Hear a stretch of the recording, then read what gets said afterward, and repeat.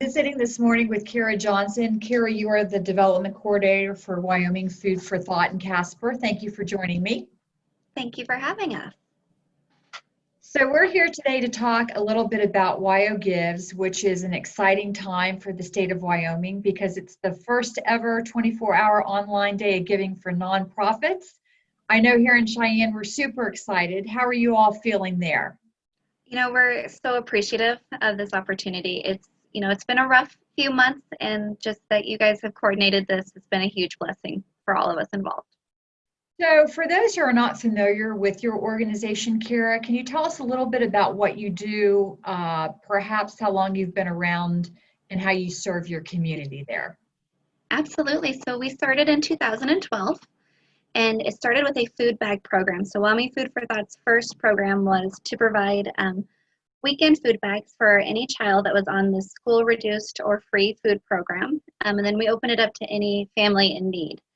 So the biggest goal we had was to provide safe, kid-friendly, shelf-stable food, because it's hard when you use certain foods from other organizations. They're limited on what they can give, and if you give a child, dried rice and beans, they're not going to know what to do with it. So we provide food that they can prepare themselves, and we're assuming that they may or may not have adult supervision at the time. So we make sure everything is very kid-friendly, and we cover breakfast, lunch, dinner, and 2 snacks for every day that they are out of school. So even on school breaks, whether it's a week-long break or a month-long for Christmas, we feed them for every day that they're out of school. And so that was kind of our first goal, was to just get kids well-fed, keep them focused when they're in school, and then help increase graduation rates because they're not having to go into the workforce to support their families, things like that. And they can also do better in school because they're not worried where their next meal is coming from. Then we expanded and we started our Food is Free garden beds. And so we have 250 garden beds at about 5 different locations. They are placed in neighborhoods, at apartment complexes, and the food is free. We plant about 8,000 plants, and as we grow them and nurture them, you can come at any time and pick what you need. There is absolute dignity with access, no questions asked. We're just providing healthy, free food. So then, as it's continued, we've actually added additional greenhouses, and we have a 4-season greenhouse and some high top tunnels. And we are able to give away seeds because we have a seed library. So if anyone wants to start their own gardens, we provide classes on how to produce the food, how to harvest it, cook it, and utilize it. So we're just trying to bring as many resources and healthy food to our families. We also cover Casper, Evansville, and Mills, bar none. We go all the way to Midwest. We go as far east as Glen Rock, and we're starting to dabble into helping support families in Douglas. And then we're even looking at Niobrara County. Wow, that's pretty exciting. So we have over 130 nonprofits registered for WyoGives. I always like to ask the organizations, why did you decide to participate?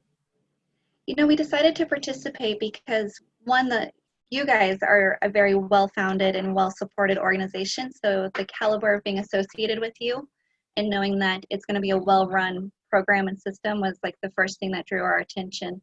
The second was, after the COVID, we really needed some additional support and some diversity in our donations and things like that. And this was kind of a great opportunity that we didn't want to miss. And being part of it was just wonderful, and just it's bringing me some relief to have some additional options out there. So let's talk a little bit about the impact of the COVID-19 crisis on nonprofits statewide. I know that now more than ever, organizations need dollars more than ever before. So what would you like to say to your donors or even potential new donors on why they should give to your organization July 15th through WyoGives? I would hope that you would pick us because we're really in the grassroots effort of supporting families during this time of crisis. When the quarantine first initially happened, we got word from the school district they were getting ready to shut down and send people home, and we rallied the troops and produced 45,000 food bags and fed kids from the moment the quarantine started through Easter.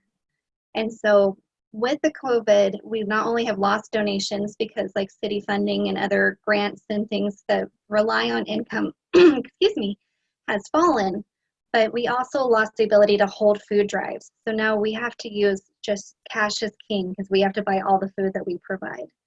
We also went from having 800 kids on the program to over 1,000. And we estimate that there's even more out there given the unemployment rates that could utilize our food bags. So we hope that you would pick us. Excuse me, of course I get a frog in my throat right now. But we would hope that you would pick us because we're really feeding your families, your neighbors, the kid down the street, and we're just supporting our community through this time of crisis.